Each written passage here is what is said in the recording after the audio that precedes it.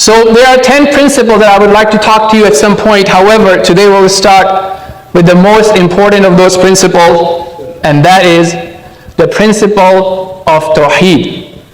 Yes, we all are familiar with it. We all have some rough understanding of it.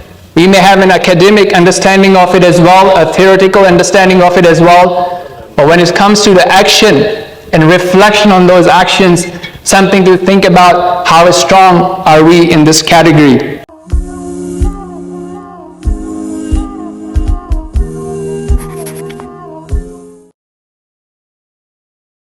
The meaning of Tawheed, or the actionable meaning of Tawheed, is for us to reflect that do I understand that there is no one, no man, no women, nothing, no corporation, no CEO, no boss, no culture, no social media, nothing that is deserving of my full worship, my full submission, my full trust, my full love, my full fear, and me realizing that whatever I want of the pleasures of this world and whatever I want from the pleasures of the hereafter, no one can give it to me except if Allah subhanahu wa ta'ala desires it.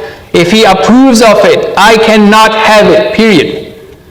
If I realize that, and I truly believe in that, then how can it be that I try and I choose to please my boss, or a potential client, or a customer, over coming to Salah? How can it be that I choose to look at my phone? And unfortunately, perhaps there are, and I've seen people on their phone right now when the khutbah is happening. What is it that I'm trying to look at on my phone, and how will it help me while ignoring the reminder and the part of the khutbah, part of the Jummah Salah? So taking a look at our actions, because that will lead you to thinking about your belief system, that why are we preferring one thing over the other? Why am I preferring my comfort or the comfort of my children over waking up for Fajr or waking them up for Fajr, and so on and so forth? To share the importance of this concept of Tawheed, let us review a few verses that Allah subhanahu wa ta'ala has mentioned in the Kitab. Again, probably nothing new, but perhaps far from action. Allah subhanahu wa ta'ala says, وَمَا خَلَقْتُ الْجِنَّ وَالْإِنسَ إِلَّا لِيَعْبُدُونَ. So when we go and we take a job, or sign up a client, there's a contract between you and your client, or you take up a job, there's a prime responsibility. Or you go into education, there's a prime responsibility. You take care of your assignments, midterm, final, and this is how your marks will be calculated. There's only one mission statement, one job that Allah subhanahu wa ta'ala gives us as a foundation, and the rest we can add on top of it based on our own preferences.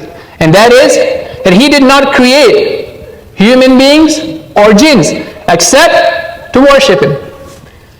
So regardless of whatever else we do, we should not leave Tawheed. We should not leave our Salah. We should not leave eating halal and doing our action, whether we are trading. So being concerned about what are we trading, is this permissible or not? Are we just going to take a look at returns, or are we also going to take a look at principles? Are the principles in compliance with Allah subhanahu wa ta'ala's sharia or not? And Allah subhanahu wa ta'ala says, the same mission that He created and He sent down the messengers for, their missions was not other things, but this main thing, which is وَلَقَدْ بَعَثْنَا فِي كُلِّ أُمَّةٍ رَسُولًا أَنِ اعْبُدُوا اللَّهَ وَاجْتَنِبُوا الطَّاغُوتَ.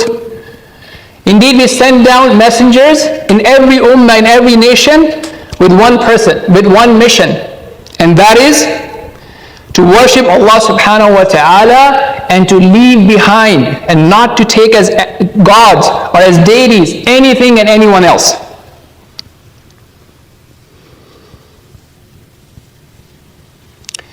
And the opposite of Tawheed, which is to have shirk, to have someone else equal to Allah subhanahu wa ta'ala in our mind or our actions and so on and so forth. And Allah says, وَلَقَدْ أُوحِيَ إِلَيْكَ وَإِلَى الَّذِينَ مِن قَبْلِكَ لَئِنْ أَشْرَكْتَ لَيَحْبَطَنَّ عَمَلُكَ وَلَتَكُونَنَّ مِنَ الْخَاسِرِينَ. That this has been revealed to you, inspired to you and everyone before you, that if you were to commit shirk, then all your actions will be nullified in front of Allah subhanahu wa ta'ala. And lastly, Allah subhanahu wa ta'ala says, إِنَّ اللَّهَ لَا يَغْفِرُ أَن يُشْرَكَ بِهِ وَيَغْفِرُ مَا دُونَ ذَلِكَ لِمَن يَشَاءُ.